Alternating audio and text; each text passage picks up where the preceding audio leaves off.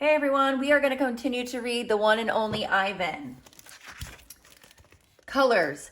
Julie opens the metal box. I see a row of little squares. Green, blue, red, black, yellow, purple, orange. The colors seem to glow.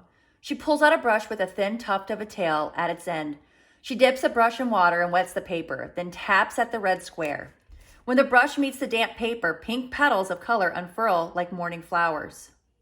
I can't take my eyes off that magical brush.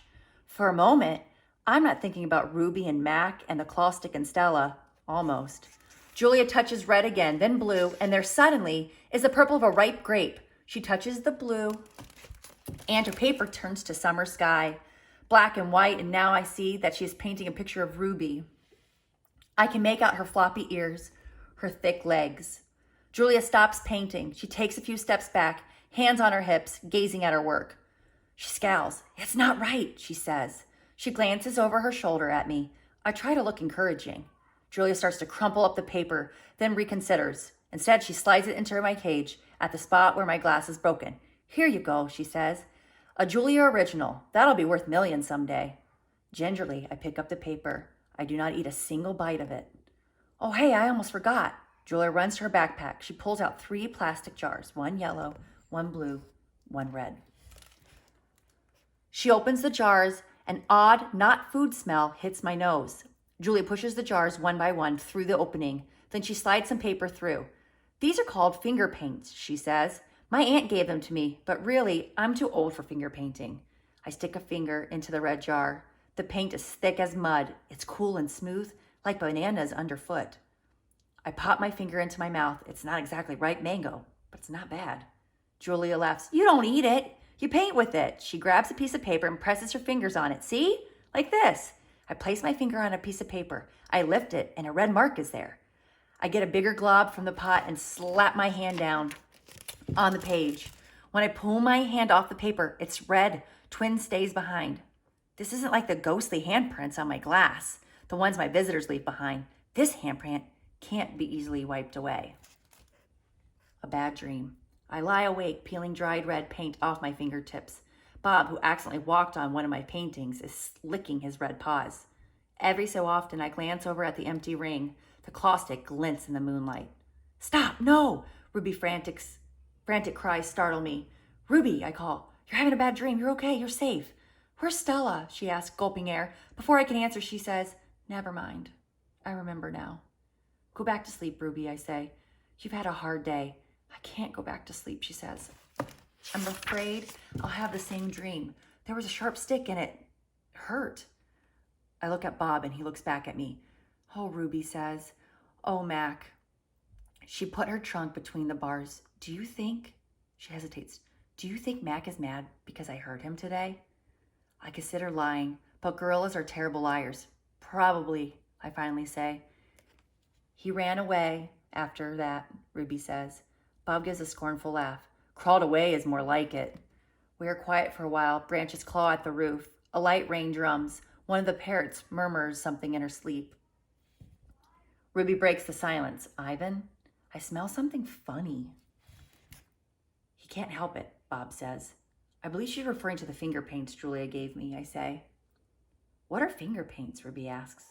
"You make pictures with them," I explain. "Could you make a picture of me?" "Maybe someday." I remember Julia's picture, the one that will be worth $1 million, and I hold it up to the glass. "Look, it's you. Julia made it." "It's hard to see," Ruby says. "There's not much moonlight. Why do I have 2 trunks?"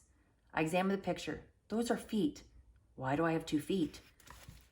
"That's called artistic license," Bob says. Ruby sighs. "Could you tell me another story?" she asks. "I don't think I can ever go back to sleep." "I told you all I remember," I say with a helpless shrug. "Then tell me a new story," she says. "Make something up." I try to think, but my thoughts keep returning to Mac and his claw stick. "Anything yet?" Ruby asks. "I'm working on it." "Ivan?" Ruby presses. "Bob said you were going to save me." I search for true words. "I'm working on that too." "Ivan?"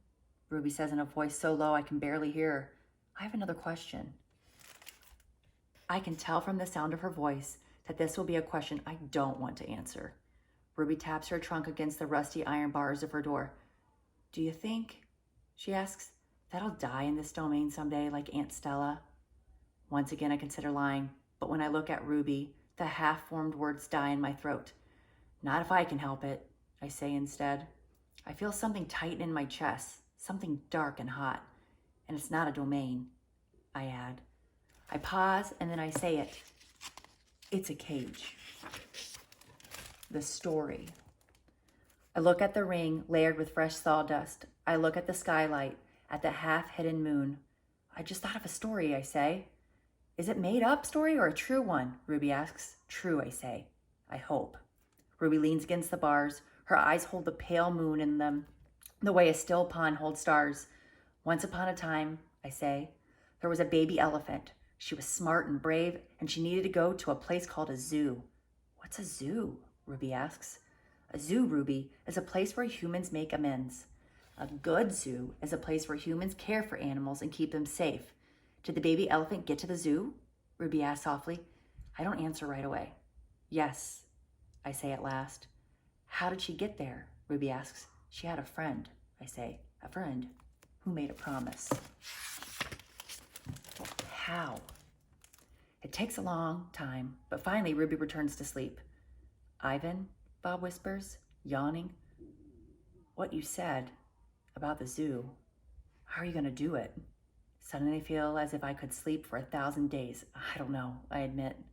You'll think of something, Bob says confidently, his voice trailing off as his eyes close. What if I don't? I ask, but Bob is already asleep. His little red feet dance, and I know he's running in his dreams. Remembering. Bob and Ruby sleep on. I don't sleep. I think about the promise I made to Stella and the pictures I've made for Ruby.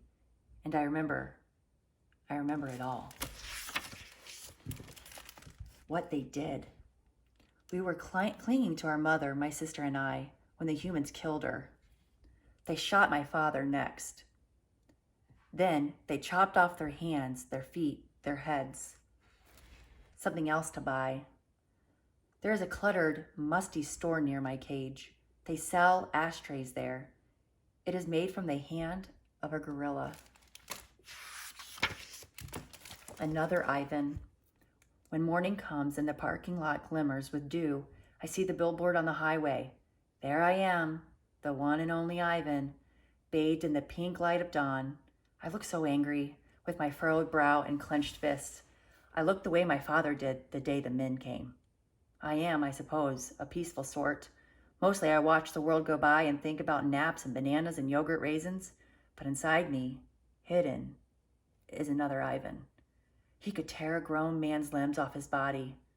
In the flicker of time it takes a snake's tongue to taste the air, he could taste revenge. He is the Ivan on the billboard. I stare at the one and only Ivan, at the faded picture of Stella, and I remember George and Mac on their ladders, adding the picture of Ruby to bring new visitors to the Exit 8 Big Top Mall and Video Arcade. I remember the story Ruby told, the one where the villagers came to her rescue. I hear Stella's kind, wise voice.